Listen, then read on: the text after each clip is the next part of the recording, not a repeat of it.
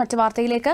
പേവിഷബാധയേറ്റാൽ കടിയേറ്റ ഭാഗത്ത് സോപ്പ് ഉപയോഗിച്ച് നന്നായി കഴുകണമെന്ന് വന്യജീവി ശാസ്ത്രജ്ഞനും ശാസ്ത്രലേഖകനുമായ വിജയകുമാർ ബ്ലാത്തൂർ. വൈറസുകൾ നെർവിലേക്ക് എത്തുന്നതിന് മുൻപ് ഒഴിവാക്കാൻ കഴിയുന്നതാണ് ഏറ്റവും പ്രധാനപ്പെട്ട ചികിത്സയെന്നും അദ്ദേഹം ദൂരദർശൻ വാർത്തകളോട് പ്രതികരിച്ചു. പേവിഷബാധ എന്നുള്ളത് നമ്മൾ സാധാരണ കരുതുന്നത് പോലെ ഒരു നിസ്സാരമായിട്ട് കരുതേണ്ട ഒരു രോഗമേ അല്ല.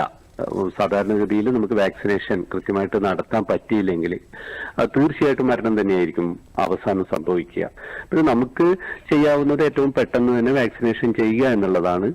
ഒരു കടി കിട്ടിക്കഴിഞ്ഞു കഴിഞ്ഞാൽ, അതായത് അതിന് പറ്റുന്ന എന്തുകൊണ്ടാണെന്ന് വെച്ച് കഴിഞ്ഞാൽ ഇവയുടെ വൈറസുകൾ വളരെ പതുക്കെയാണ് സാധാരണഗതിയിൽ സഞ്ചരിച്ചിട്ട് നമ്മുടെ നെർവുകളിൽ ബന്ധിപ്പിക്കപ്പെട്ട് അവിടെ നിന്ന് സുഷുമ്ന വഴി തലച്ചോറിലെത്തിയിട്ട് എൻകഫലൈറ്റിസ് എന്ന് പറയുന്ന ഒരു അവസ്ഥ എത്തുന്നതോടുകൂടിയിട്ടാണ് നമ്മളെ ആ രോഗലക്ഷണങ്ങളൊക്കെ തുടങ്ങുന്നത്. അപ്പൊ ഇത് സഞ്ചരിച്ച് തലച്ചോറിലെത്തുന്നതിന് മുമ്പ് തന്നെ നമുക്ക് വാക്സിനേഷൻ നൽകാൻ പറ്റുവാണെങ്കിൽ ആന്റിബോഡികൾ ഉണ്ടാക്കിയിട്ട് അതിനെ തടഞ്ഞോളും.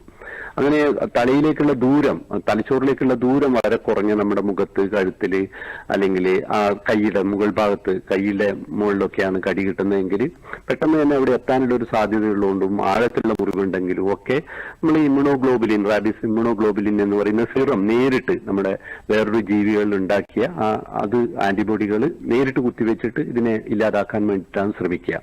വാക്സിനേഷനൊക്കെ എടുത്തിട്ടും ഒരു കുട്ടി മരിച്ചു അല്ലെങ്കിൽ 2 കുട്ടികൾ മരിച്ചു എന്നുള്ളത് വളരെ വളരെ ഗൗരവപരമായിട്ടുള്ള കാര്യം തന്നെയാണ്. അപ്പോൾ അത് എന്തുകൊണ്ടായിരിക്കും എന്നുള്ളത് ചർച്ച ചെയ്യപ്പെടേണ്ട കാര്യം തന്നെയാണ്. മുറിവ് പറ്റിക്കഴിഞ്ഞാൽ, കടി കിട്ടിക്കഴിഞ്ഞാൽ ഉടനെ തന്നെ നമ്മൾ പാമ്പ് വിഷം നമ്മുടെ ദേഹത്ത് കയറും പോലെ പേടിച്ചിട്ട് ഓടുകയല്ല വേണ്ടത്. ഉടനെ തന്നെ കിട്ടിയ ഏറ്റവും ആദ്യത്തെ സമയം സോപ്പ് ഉപയോഗിച്ച് നമ്മുടെ മുറിവുകൾ കഴുകുകയാണ്.